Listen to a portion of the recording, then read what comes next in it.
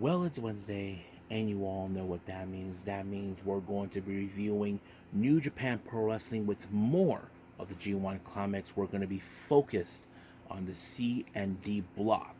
So it seems we're going to have something very interesting that took place in these matches. However, the obvious thing is, will the be any wrestlers undefeated, or they will be defeated? And of course, we got AEW Dynamite. As you know, it's been now a week since the gruesome blood and guts. We do have a three-way tag team match: the Best Friends versus the Lucha Brothers versus members of the BCC. The international title will be on the line, and plenty others. And of course, we got some news updates to tell what's been going on in the world of pro wrestling, such as what events the promotions are throwing in, who is booked, what matches are set, who is injured, any new signees, the whole enchilada. So, let's get ready for another episode of the Deleted Wrestle Zone.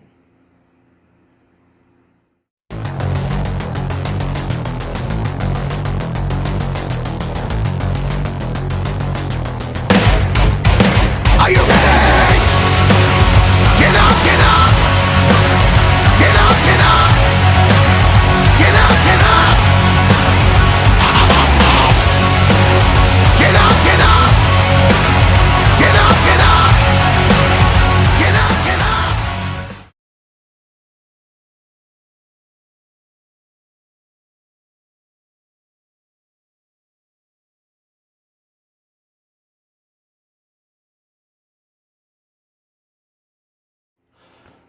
Welcome everybody to the Deleted Wrestle Zone. All things that is pro wrestling with AEW, NXT, New Japan Pro Wrestling, Impact Wrestling, the National Wrestling Alliance, various promotions, wrestlers, matches, and championships. I am your host, J Rod here. So, if you're new to the channel, welcome. So if you like what you see, please click subscribe. We'll throw in some very interesting wrestling reviews for all of you if you're big fans of pro wrestling. If you like this episode, please click like. Now it's time for our first review. Our first review is New Japan Pro Wrestling with day 8, my bad, day 8 of the G1 Climax. Now, we start with the C block. We have Evil versus Hanare. Now, it was a very unusual entrance coming from Evil. He normally has that weasel himself, Dick Togo, dragging along like a little puppet. Apparently, Dick Togo attacked Hanare from the behind, trying to soften up. Now, no matter how strong or Hanare is, due to the fact that he was that strong, however, it wasn't enough because apparently Dick Togo got involved, distracted Hanare long enough for Evil to do a low blow without the ref noticing it, and then of course everything is Evil, and Perry pick up the win, which is a huge disappointing loss right there. However, right now Evil only has 6 points with 1 loss and 3 wins. Hanare only has 1 win and 3 losses. So we'll see how chances are for him if he gets to the top. But however, Evil has been, of course, mentioned will be possibly one of the most likely to make it to the finals. But we'll see how that turns out. Now let's jump into D block. We have Alex Conglin versus Hiroki Goto. Now, Goto, on the other hand, is not 100% well due to the fact that he has his ribs taped. Now, many people say when you put something like that, it's an intended target by their opponent. And of course, Alex Conglin would do that. Of course, the War Dog would stop at nothing to get that win. Basically, Conglin was winless in this particular tournament, but he was able to apply the jackhammer onto Hiroki Goto to pick up his first win. However, rule of thumb in this, if you know this or not, Goto is one half of the IWGP heavyweight tag team champions. Now, Coughlin did pin him, so he could have that in his back pocket if he does by the end of the tournament. But we'll see how that goes. We know they challenged these belts before, but they were unsuccessful since they won the strong titles back in Independence Night 1 of the Independence Day by New Japan Strong. Now, back to the C block, we have Mikey Nichols taking on Shingo Tagaki. Now, this is a hoss fight, like we know it so far. But I think it was a pretty good darn match, in my opinion.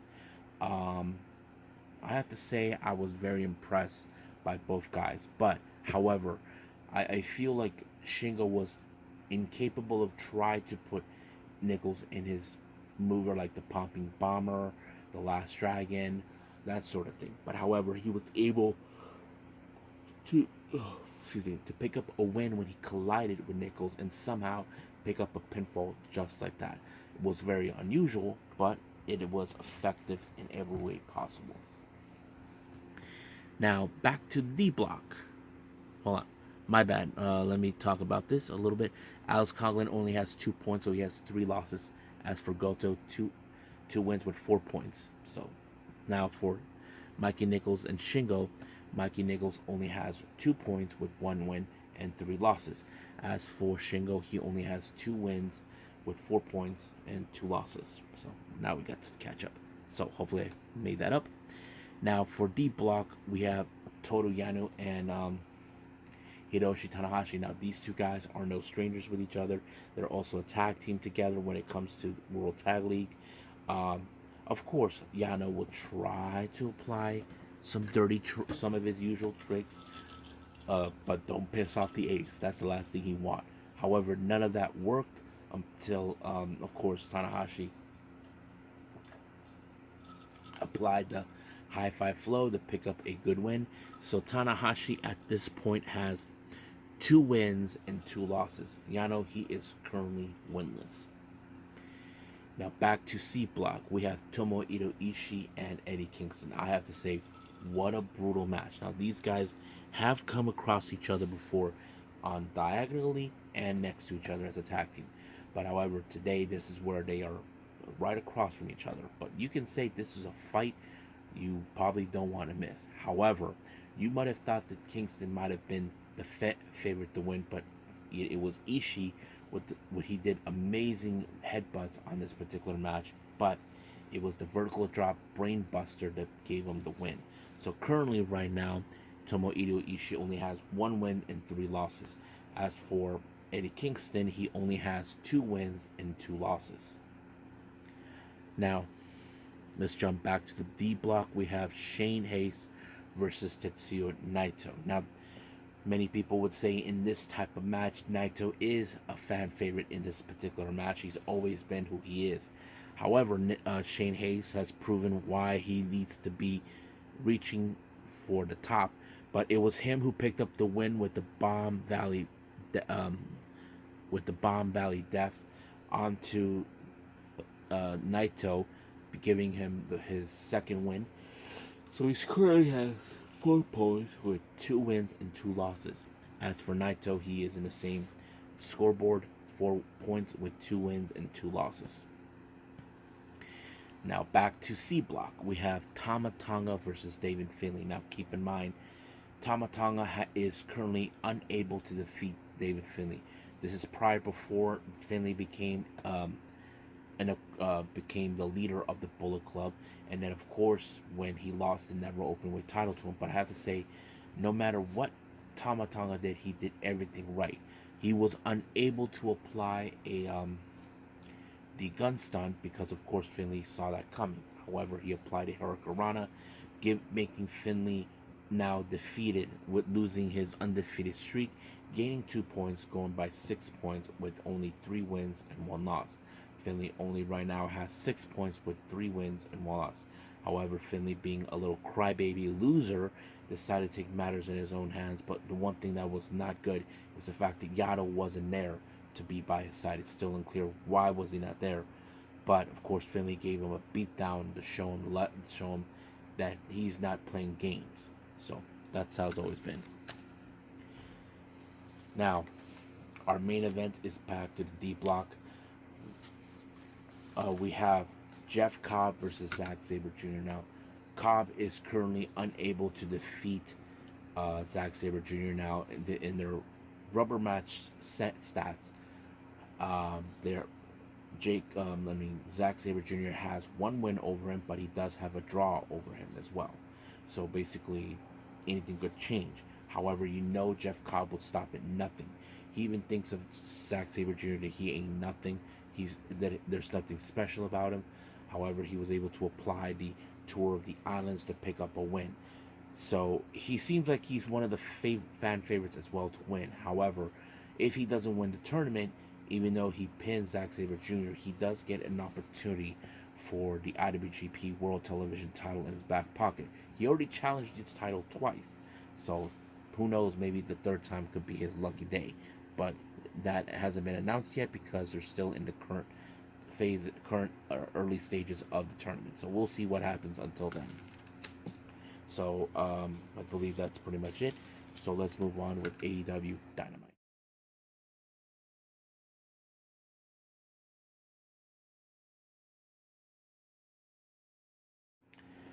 Alrighty then, so we have AEW Dynamite. So let's get started.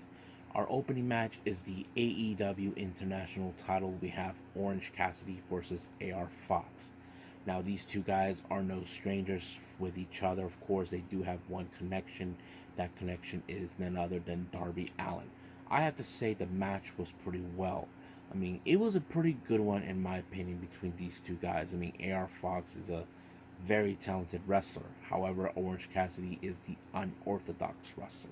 Sometimes we can say unorthodox is not the one thing that could help, but it works for him. Now, of course, Orange Cassidy couldn't even apply of course, the orange punch, but he did have one last move in his pocket, which was the mousetrap. However, of source, the match ended with Orange Cassidy retaining the title. He even showed respect to AR Fox, but AR Fox decided to break his sunglasses and then after that attacked Orange Cassidy. But Darby Allin was like, "What the hell is that? This is not what we do." So basically, it's more like he wants his friends in the same inner circle to stay. But of course, things didn't go like that. However, I felt bad for Orange Cassidy. He was viciously attacked by Moxley. It's still unclear why, but I wouldn't be surprised if he wants a shot of the AEW International title if that was the case. But we'll see. Now, during an interview with Renee Paquette, apparently there's been discussions about Jericho joining Don Callis' family. It appears they're getting closer and closer. However, he did present him a painting for Jericho as, a consideration of him joining the family. But however, in the later on interview with Renee, she was able to talk to Ty Mello and Jay, including Daddy Magic, Matt Menard, Cool Hands, Angela Parker. However, they want answers about the whole thing. So basically, they all had a piece of the mind. We know that Hagar already said his thing. So that's the kind of thing that's been happening with the JSA. So the JAS. I think that's what's been happening. But we'll go to that at some point. Now, last week we saw what happened at the Blood and Guts. It appears that Claudio Castagnoli and Wheeler Yuta are not happy with the result of what happened last week at the Blood and Guts match. However, this feud between them is probably far, far from over. Now, Tony Schiavone had drew the straw or whatever to interview Jack Perry about what happened. So he goes out saying that he made him packing, but however, he feels that the FTW belt is not being considered as the most prestigious belt. So he said he's going to do matter, but he goes out of his way to disrespect Taz and of course the entire ECW legacy. However, Jerry Lynn, a former member of the roster of ECW, was not going to let guys like Jack Perry tarnish the name ECW. So he gave him his piece of his mind. So next week we'll see Jerry Lynn versus Hook. Now, our next match we have Pac versus Gravity. Now there was some good moments with Gravity. I mean, he tried to play the smart game, but of course Pac gets irritated about playing games. He's not here for that. He's always here for a fight. It was a pretty good match, but however, it ended with Pac applying the brutalizer, and of course, he wouldn't let go. So it's still unclear what's gonna happen. So are we going to see that triangle in a war against the Blackpool Combat Club? Well, we'll see how that goes. Now, the obvious thing is, as you know, the winners of the Blind Eliminator Tournament, tag team tournament, MJF and Adam Cole. It seems like they're getting along, but Roderick Strong is not happy with the whole thing. So we're gonna see how this turns out. But the obvious thing is, FTR did say another point, even when there was an interview conducted from them. They have no will problems towards Adam Cole. They respect him as a talented wrestler and all that. However, they feel that Max MJF is the kind of guy who will stab him in the back, that sort of thing. But we'll see what happens this Sunday when MJF and Adam Cole challenge for the AEW Tag Team titles against FTR. Uh, Now our next match we have is Darby Allin versus Swerve Strickland. Now this is payback for what happened in the early stages of the Blind Eliminator tournament. Swerve cost them that match. Apparently there's still some unsolved issues. Now keep in mind Swerve lost to Darby before. However, this is a very interesting payback. But of course, at some moment, the Prince F and Nana showed up and got involved. But however, a mysterious man attacked, swung Darby Allin to the post, and that was none other than AR Fox who was behind it. And of course, the Jamal driver by Swerve got in the way, and then there was a beatdown coming up. And then later, it was revealed that AR Fox is now a member of the Mogul Embassy. So now that their feud with, of course, with Darby is now becoming a war. So it's like Darby Allin and Nick Wayne, they have to go this their way. Now our next match we have Britt Baker versus Taya Valkyrie. Now Taya called her out during a collision, but the obvious question does tell, was this a smart move? Who knows? But of course, but I have to say this was not a really good match for me, in my opinion. I feel like they could have built this up more, because it would have built up more for Taya to say, okay, I'm coming for the AEW Women's title or whatever. But I feel like that could have been the case. But we'll see how that goes.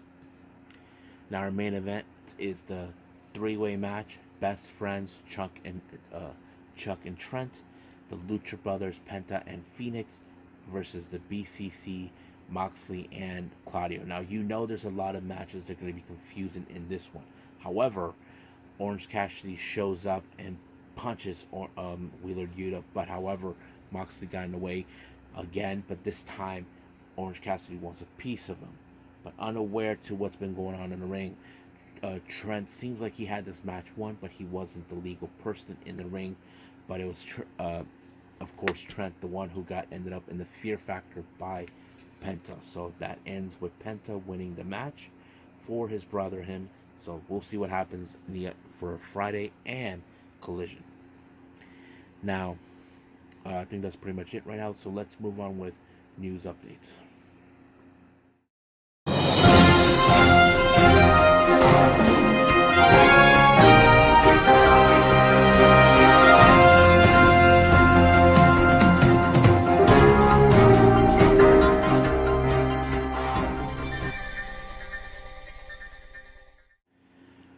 Okay, so welcome to our news updates. Now, more information on the entries for the All-Star Junior Festival USA that takes place on August 19th.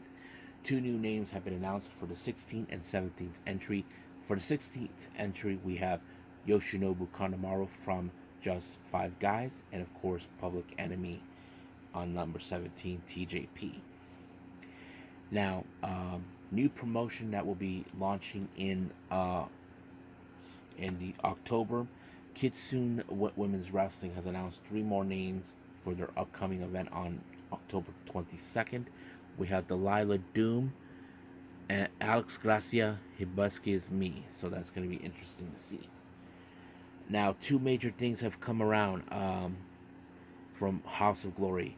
For the high intensity a match for the 6-way suicidal match, we have what's his name? Jordan Oliver and Joey Silver, our current cruiserweight champion, will be involved.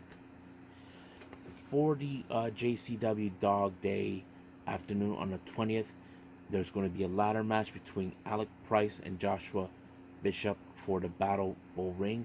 Now, Bishop refuses to give the ring that, of course, Alex Price won, but we'll see how that turns out. Oh yeah, my bad. I missed this one from House of Glory. House of Glory is announced for they'll be heading to Canada later on in August. No information yet, but it's great to hear that they're going to Canada. Now for the NWA 75 event, it was announced that Insane Clown Posse member Violent J will be making his appearance at the NWA 74. There's a picture of him with, of course, the Brothers of Construction. So I don't know how that's going to be like. For GCW updates, this is a very interesting one. Our current GCW World Champion Blake Christian will be defending the title for two different events. For the My Name Is on the 4th of August, he faces Speedball Mike Bailey. And then, of course, for the No Signal in the Hill on the later on in the month of this month of August, he will be defending us out against Chris Bay. So that's very interesting here. Now, finally, the CML Grand Prix has announced for certain wrestlers to participate. We have wrestlers you may recognize. Now, this is who they announced: Hiromu Takahashi from LIJ, Kushida, Samurai del Sol, Rocky Romero, TJP, Agent Quest, Francisco Cara, and Balin Aki. So that's going to be good. I can't wait to see it. So I think that's pretty much it right now with our news update. So it's time to call it a day. Well, I hope everybody enjoys this episode. Coming up, here's the deal: what's going to happen. Today is Wednesday, July 26th.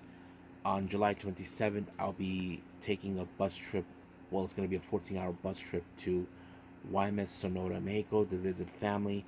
I'm not sure if I'll be able to review um, Ring of Honor and Impact, but however, I am able to review the upcoming New Japan event. This is something that I know I've been hearing about, so I will review it before I go, but I don't think I'll be able to record it until later on. So we'll see how that goes. I'm looking forward to it. But if I'm able to see Ring of Honor and Impact Wrestling, we'll just wait and see. I know I got some Stardom events I need to catch up before we had the first day of the 5-star Grand Prix. I'll be doing those too. I'll be recording those as soon as possible. But we'll see how that turns out because I feel I haven't gotten to the whole thing. So I think that's pretty much it. So I'll see you guys in the next DWZ time. Same DWZ channel. I must bid all of you adieu. So, goodbye. Mwah. And have a nice day.